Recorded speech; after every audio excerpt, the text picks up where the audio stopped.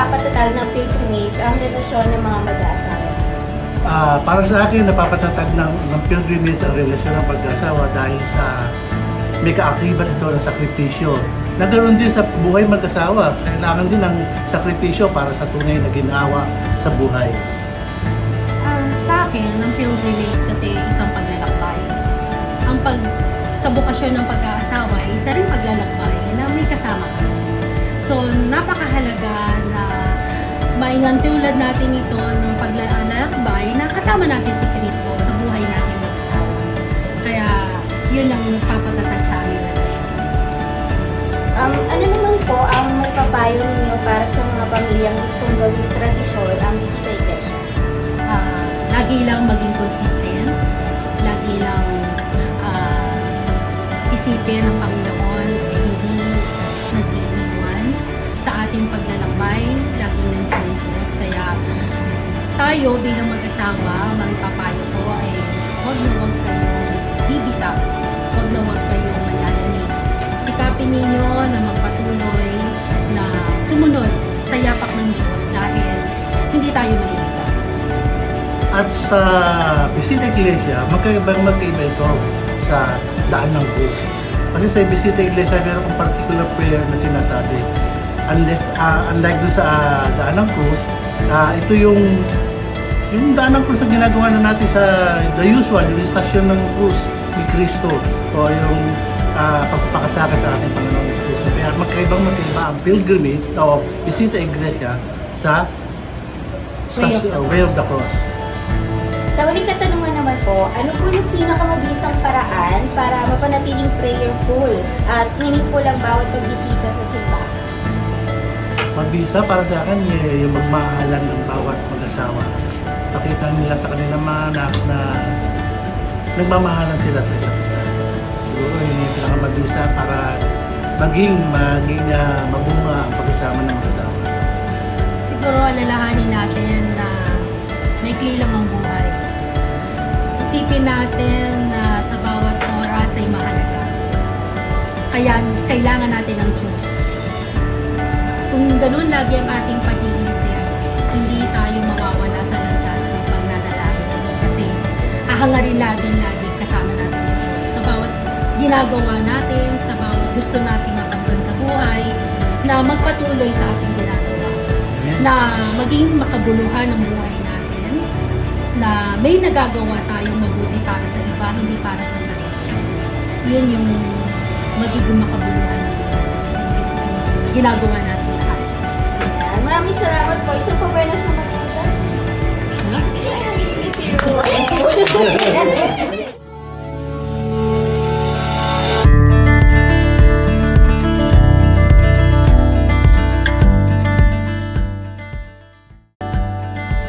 Ang Minor Basilica and Shrine Parish of Our Lady of the Rosary ay mas kilala sa tawag na Orani Church. Ang pangalang Orani ay may titrace natin sa isang bayan sa isla ng Sardinia o sa panahon ngayon ay nasa bansang Italy. Ito ay naging bahagi ng Kingdom of Spain sa panahon ng mga Kastilang misyonaryo, ang mga Dominicans. At dinala nila ang pangalang Orani dito sa Pilipinas bilang pagpapasalamat sa Spanish Crown. Ang Orani Church ay isang Roman Catholic minor basilica na itinayo na may neoclassical style at ito ay matatagpuan sa sentro ng Orani, Bataan. Tinatag ito noong ika-21 ng Abril taong 1714 at ang simbahan ay nasa ilalim ng Diocese ng Balanga.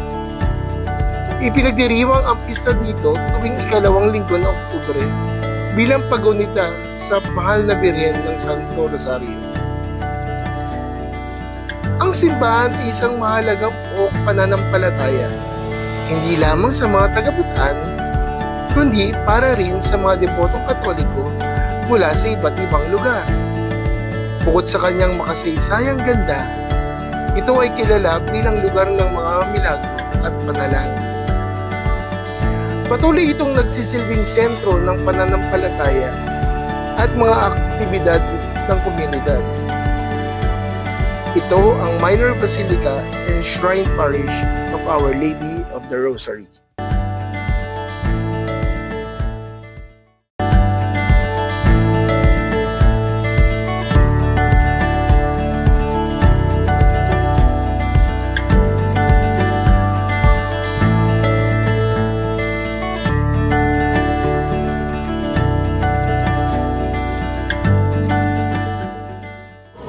Ano ang nagtulak sa inyo na sumama sa pilgrimage na ito? Para sa aming dalawa, talagang yearly kasi tradition namin na sumama sa pilgrimage. Inaano namin na makapagdasal, makapagnilay, at makapag-ayuno sa pagsama sa pilgrimage. Ano ang inyong inaasahang makuha o maranasan mula sa paglalakbay na ito? Ang inaasahan namin mula sa paglalakbay na ito ay yung aming mga kahilingan ay sana'y mag-grant para na rin sa aming pamilya, lalo higit, at saka sa aming mga mahal sa buhay, para mas lalo pang lumago ang aming pananampalataya na talagang malaking pinagpapasalamat ng aming asawa. Dahil doon ay sana lahat ng aming mga kailangan, lahat ng aming mga wish ay matupad sa pamamagitan ng aming kaintindihan.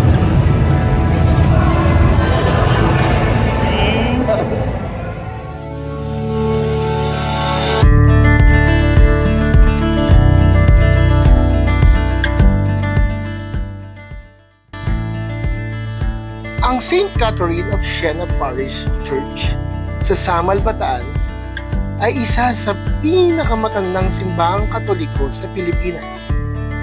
Itinatag ito ng mga Dominikano noong ika-15 ng Hunyo taong 1596 at kilala rin bilang Samal Church. Nasira ito noong taong 1647 dahil sa pananakop ng mga Dutch invaders, ngunit itinayong muli ni Father Geronimo Belen, OP. At noong 1896 naman ay sinunog ito ng mga Katipunero at muling itinayo noong 1903 ni Father Justo Quesada. Inideklara itong pambansang makasaysayang palatandaan noong 1939 ng National Historical Commission of the Philippines.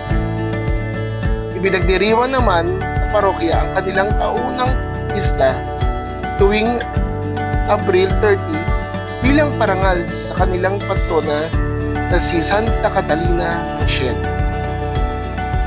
Ito ang St. Catherine of Siena Parish Church.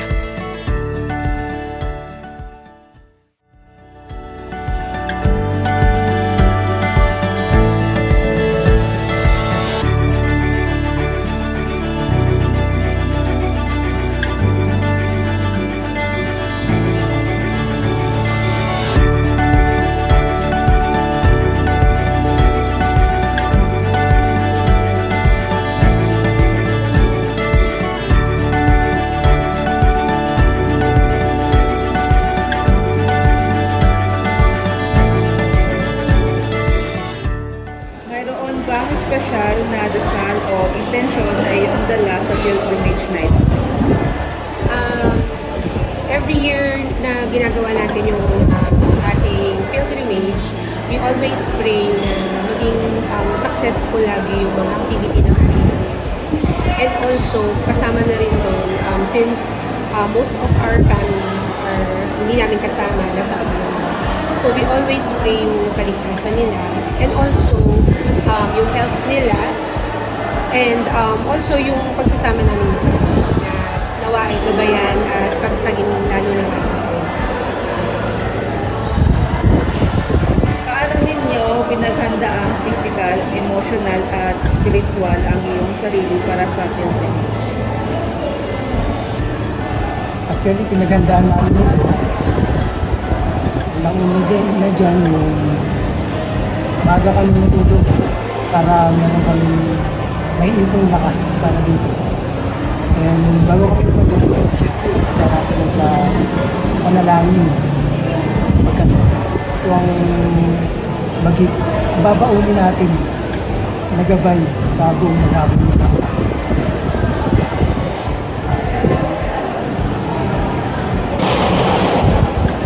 Ayan, ang aming mga sarili ay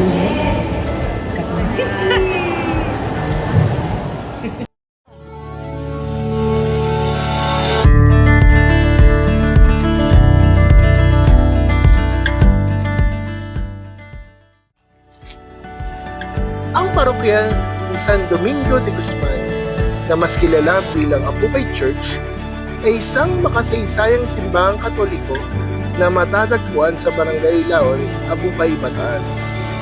Itinatag noong 1587 at ipinagkatiwala sa mga misyoneryong Dominikano noong ika-10 ng Hunyo taong 1588. Ang simbahan ay alay kay San Domingo de Guzman. Alam niyo ba na noong taong 1608, nagkaroon ang simbahan ng isa sa mga pinakaunang palimbagan sa Pilipinas sa pangunguna ni Padre Francisco Blancas de San Jose, OP, at ni Tomas Pinpin, kung saan naglimbag sila ng mga aklat sa Espanyol at Tagalog. At noong ika-23 ng Hunyo taong 1647, ang bakuran ng simbahan ay naging lugar ng madugong labanan sa pagitan ng mga Dutch invaders at mga Pilipino kasama ang mga Kastila. Ang simbahan ay may estilong barok na may dalawang palapag at Renaissance na disenyo naman sa harapan. At sa kaliwang bahagi nito ay matatagpuan ang 5 palapag na kampanaryo. Pinagdiriwang ng parokya ang kapistahan ni San Domingo de Guzman tuwing ika-8 ng Agosto. Ito ang St. Dominic Parish Church o mas kilala sa tawag na Abukay Church.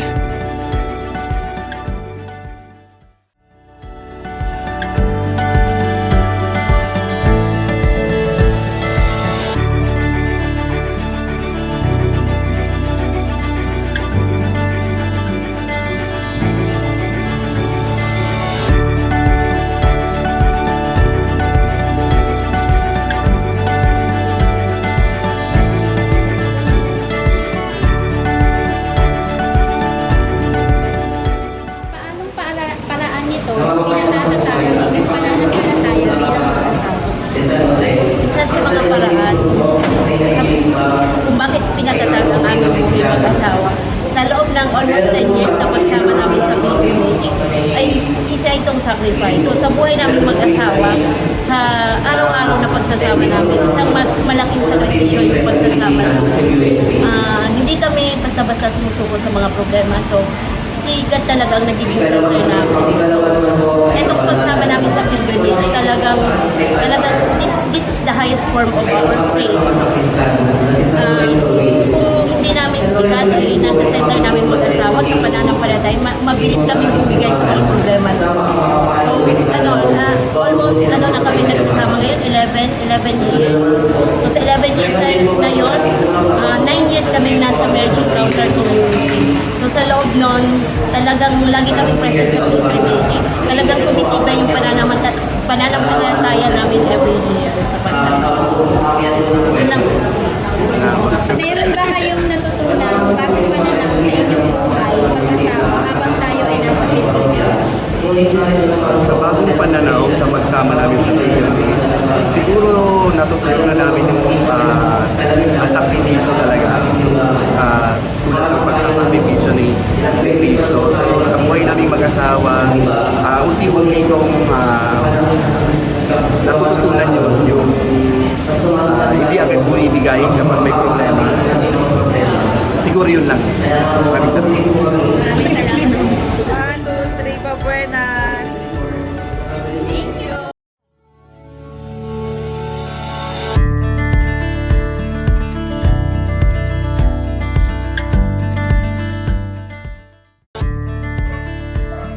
Ang Cathedral Shrine of St. Joseph, na mas kilala bilang Balanga Cathedral, ay matatagpuan sa lungsod ng Balanga, Bataan.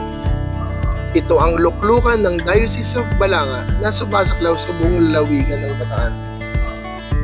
Ito ay tinatag noong ika-18 ng Abril 1739. Ang katedral ay may mahabang kasaysayan bilang sentro ng pananampalatayang Katoliko sa rehiyon. Noong March 19, 2015, sa pagdiriwang ng kapistahan ni San Jose, formal na idiniklara at tinaas ang katedral mula sa pagiging Cathedral Parish hanggang sa maging Cathedral Shrine of St. Joseph. Ang kapistahan ni San Jose ay tuwing March 19. Pero bukod dito, ang parokya ay nagdaraos din ng pistang bayan tuwing ika-28 ng Abril. Ito ang Cathedral Shrine of St. Joseph.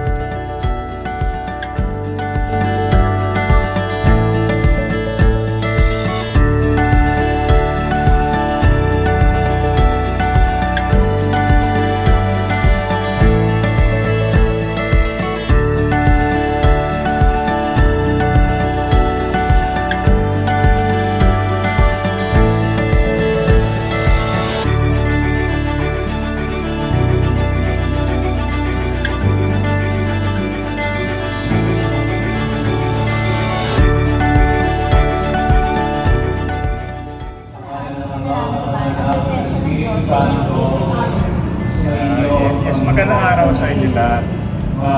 Naramdaman namin ang presensya ng Panginoon every pilgrimage na nakaka-attend kami. Pero nakaiba itong pilgrimage ito kasi while on our way sa meeting place, we almost met an accident.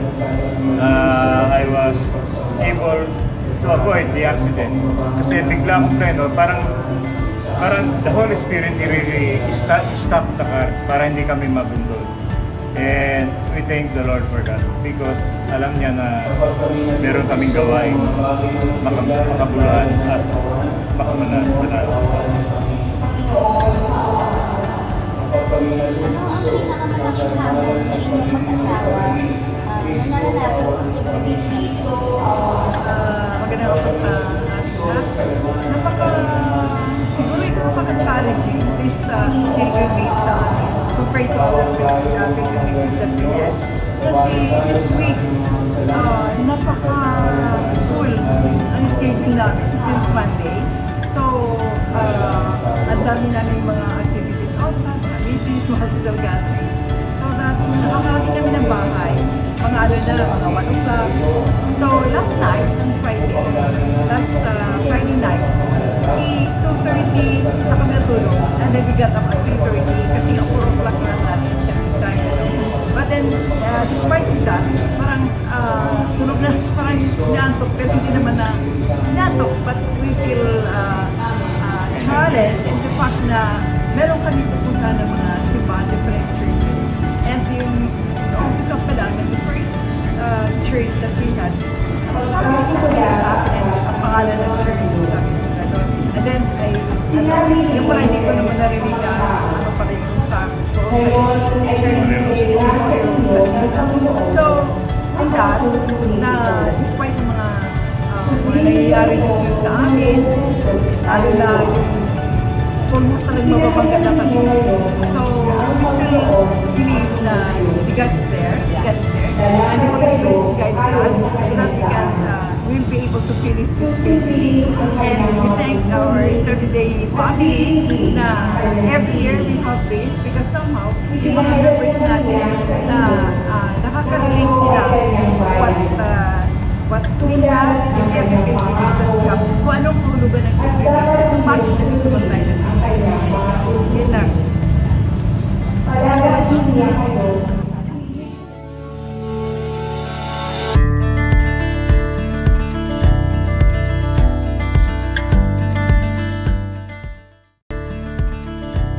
Ang parokya ng Mahal na Birhen ng Aligi ay matatagpuan sa Barangay Poblasyon, Pilar, Bataan.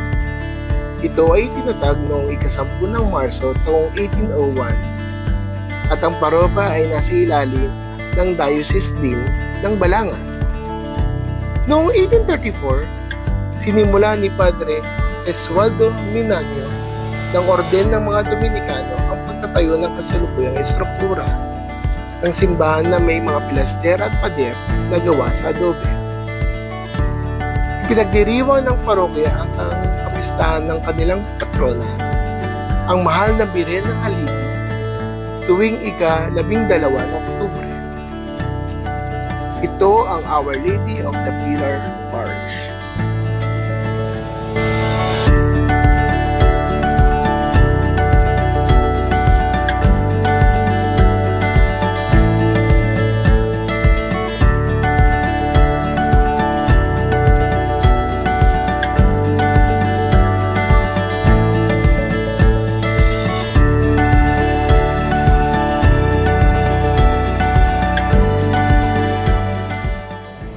Mayroon bang bahagi ng pilgrimage na nagpalalim sa inyong samahan bilang mag-asawa? Opo. Kasi masyado kong tinetreasure yung pagsasama namin mag-asawa. Dahil bihira kami magkasama for the whole week. Talagang bihira kami magkasama ng buong maghapon. So itong pilgrimage na to, tinetreasure ko sobra. Dahil ngayon ko na siya nakasama ng full day. At saka yung pananampalataya namin dalawa, dito ko nakita kung paano kami manalig sa kanya. So, ito yung one of the, siguro yung for almost a year na hindi siya palagi nasa amin. Alam ko yung, hindi lang ako nananampalataya kay Lord, pati siya. Pinakikita niya yun sa amin. Ano ang pinakamahalagang aral na natutunan ninyo bilang mag-partner sa pananampalataya?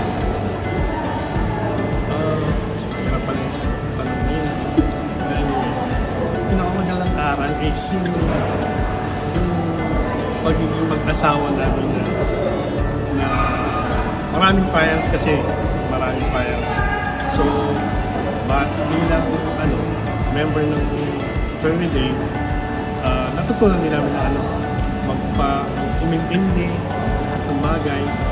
So, umintindi ko siya, hindi niya rin ako. Basically, tsaka yung tiwala at yung pananalig namin sa Panginoon, lumawak pa kasi. And I'm sure, lalawak pa yan because of this pilgrimage. Buenas.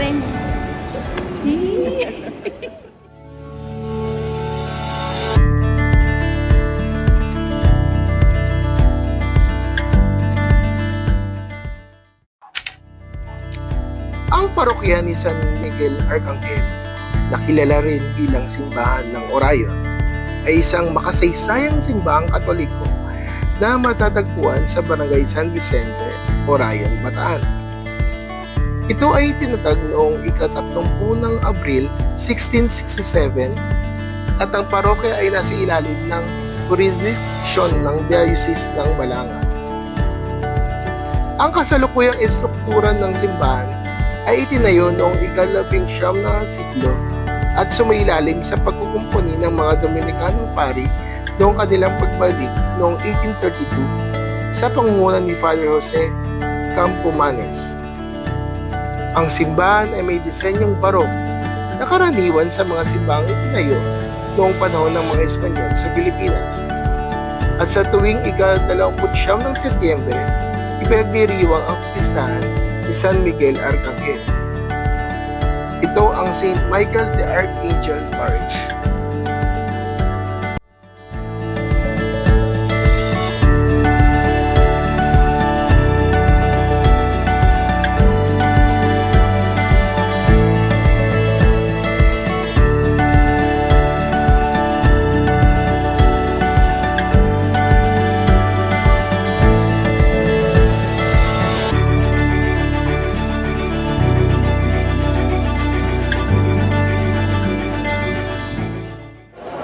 Good afternoon po sa lahat. Nagpapasalamat po ako sa pagkakataon ito na kinakalob niyo para kami po interviewin regarding sa experiences po namin sa pagdating sa pilgrimage. And being Sorbidean, not once, not twice, and thrice, but many times that we encounter challenges, especially during pilgrimage. So ang nag-hadlang po sa akin para umattend sa pilgrim since then ay ang health condition ko. Yun nga lang po, I'm very lucky because dito po ako sa community. Hindi po yun nakahadlang para ako po ay kasama ng husband ko na umattend po. Dahil sa aking pananampalataya na pinapatibay ng Panginoon, ay iraraos ko po ang pag-attend po. Si bro husband may sabi. For me naman po, yung sa schedule sa work ko kasi most of the time tumatapat talaga yung schedule ng activity ng church, gaya ng pilgrimage sa schedule ng pasok ko sa trabaho. But because of God's grace, na ano naman siya, naayos naman siya. Nakapunta tayo sa mga ganitong activity para kasama yung ating pamilya. Ito nga yung napaka-importanting bagay yung paglalakbay natin, kasama yung ating Panginoon, kasama ang ating pamilya.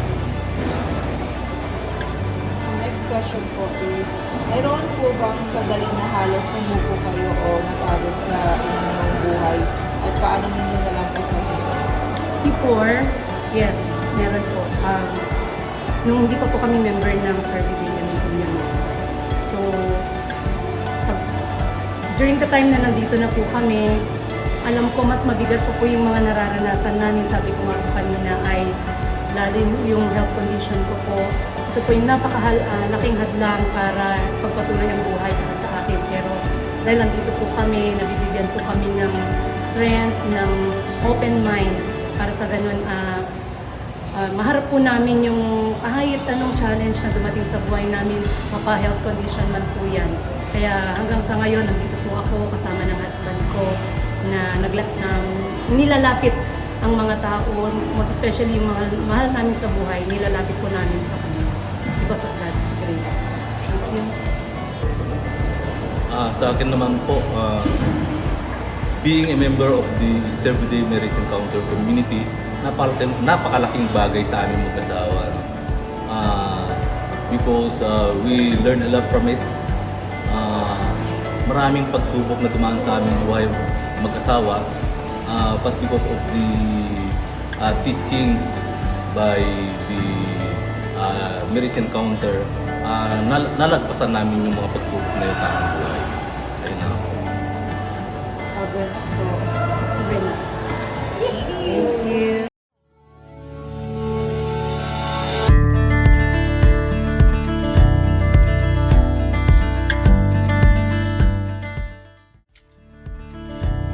Ang Diocesan Shrine at Parokya ni San Juan Pablo Ikalawa ay matatagpuan sa Hermosa, Bataan. Tinatawag ito bilang parangal kay San Papa Juan Pablo Ikalawa na bumisita sa Morong, Bataan noong Pebrero 21, 1981 upang magmisa sa mga tinatawag na boat people mula sa Cambodia, Laos at Vietnam na tumakas mula sa digmaan at nanirahan sa Philippine Refugee Processing Center sa Morong. At noong ika-29 ng Enero taong 2023, itinaas ng Catholic Bishop Conference of the Philippines o CBCP ang simbahan bilang isang pambansang dambana. Ang bagong gusali ng dambana ay muling itinayo at muling itinalaga noong Pebrero 21, 2021 kasabay ng ika-40 anibersaryo ng pagbisita ng Santo Papa sa kampo ng mga refugee. At ang dambanang ito ay nagsisilbing paalala ng habag at awa ni San Juan Pablo Ikalawa at ng mainit na pagtanggap ng mga Pilipino sa kanilang mga kapitbahay sa Asia na nangangailangan. Ito ang Diocesan Shrine of St. John Paul II.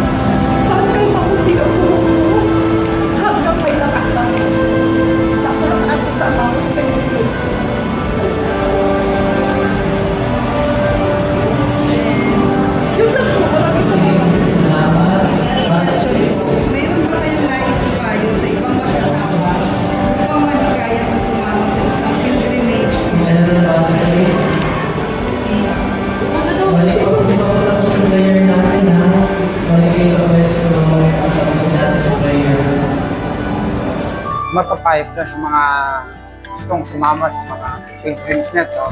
Maraming wishes na natutupad, lalo na sa mga ibang simbahan na pagka nag-wish ka, ay nagkakaroon ng katuparan ng news.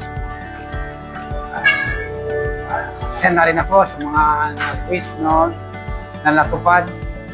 At sana sa mga mag-asawa na sumama, welcome kayo para sumama kayo dito sa pilgrimage. Para na! Tara na. Ano po ba talaga ang kahalagahan ng pilgrimage or bisita iglesia sa ating pananampalataya? Well, yung kasing yung pilgrimage sa tuwing sasapit ang panahon ng Kwaresima, ito ay siyempre nagpapaalala sa atin na ang panahon ng Kwaresima ay panahon ng paglalakbay. Paglalakbay kasama ang Diyos na nagmamahal sa atin, na mag-aalay ng kanyang sarili para sa atin dahil sa kanyang pagmamahal. Kaya nga tinatawag na ang pilgrimage ay isang a journey of a community. Walang naglalakbay ng nag-iisa. Diba? Kundi ito ay isang paglalakbay ng buong sambayanan. Na kung saan yung buong sambayanan ay sama-samang lumalago, sama-samang lumalalim ang kanilang pananampalataya sa Diyos dahil bilang isang community, lahat tayo ay nakapaloob sa pagmamahal ng Diyos. Okay? Pangalawa po, meron po bang particular na intention o panalangin na dapat isama habang nagsasagawa ng bisita iglesia? Well, ang bisita iglesia kasi ay not necessarily you have a particular intention, but experience would tell us na maraming nagjo-join ng bisita iglesia dahil meron silang natatanging mga kahilingan. Pero sa simula, ang bisita iglesia ay isang pagbisita sa mga simbahan, di ba, na kung saan bahagi nito yung paggunita natin sa pagpapakasakit ng ating Panginoong Jesucristo. Kasi yung pagsama sa mga bisita iglesia, yung bumisita ng mga simbahan, ito ay isang pagsasakripisyo na ginagawa ng karamihang mananampalatayang Pilipino. Pangatlo po, paano po namin mapapalalim ang aming pagninilay habang bumibisita sa bawat simbahan? Ay siyempre, ang importante na isaalang-alang sa tuwing may mga bisita iglesia ay yung taimtim na pagdarasal. Hindi tayo nagbibisita iglesia para lang magpa-picture-picture or kaya kumain or kaya parang nag-field trip. Kundi ito ay magiging makabuluhan sa lahat kung pananatiliin natin siyempre yung malalim na pagninilay at yung pananalangin sa tuwing tayo ay nagbibisita iglesia. Yun yung mahalaga sa bisita iglesia, no? Secondary na lang yung mga selfie, picture-picture ng mga nagjo-join sa bisita iglesia. Dahil ang talagang nagpapalalim ng ating pananampalataya sa Diyos ay yung pagninilay na ginagawa natin sa bawat simbahan na ating pinupuntahan kapag mayroong mga bisita iglesia. Okay? Panghuling tanong po, ano po ang mga kaugalian o tradisyon na dapat sundin sa isang pilgrim? Well, kung ang pilgrimage o ang bisita iglesia ay bahagi na ito ng isang tradisyon nating mga Pilipino bilang paghahanda, syempre sa darating na mga mahal na araw na kung saan pagninilayan natin yung pagpapakasakit na gagawin ng ating Panginoon. Now, bilang isang tradisyon, siguro mahalaga na maunawaan ng karamihang mananampalataya na ang panahon ng Kwaresima ay hindi panahon ng pagsasakripisyo lang ng tao. Kundi ang panahon ng Kwaresima, no, kalakip nito yung iba't ibang tradisyon na ginagawa natin. Ito ay dapat na nagpapaalala sa atin ng pagmamahal ng Diyos. No, na ang tunay na nagsasakripisyo, no, ay ang Diyos na nagbibigay ng kanyang buhay. Na kung saan sa pagbibigay ng Diyos ng kanyang sarili sa atin ngayong darating na mga araw, ipapakita sa atin ng Diyos kung gaano na tayo kamahal. At ang pagmamahal na yan ang siyang magpapabanal sa atin lahat. Amen? Amen. Yan. Thank you so much. And that ends my homily.